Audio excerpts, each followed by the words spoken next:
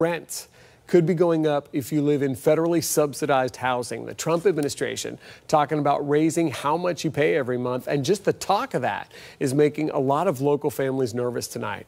4 in your Corner's Michael Cadigan has been talking to some of those families today. Michael? Patrick, the need for housing reform is something that's been on the radar for lawmakers. They're looking for ways to pay for the maintenance that these housing government programs provide. But the price hike could force those families to move out.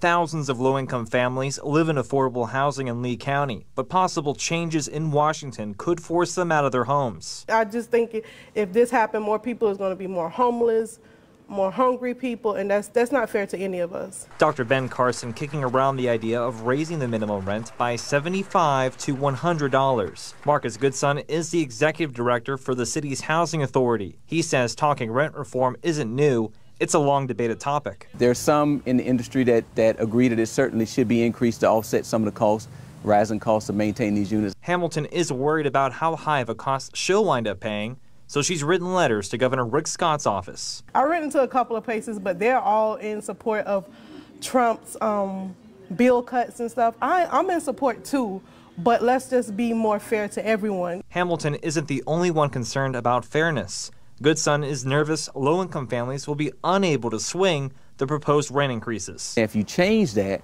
and you increase a family's rent by $75 to $100, where is that $100 coming from?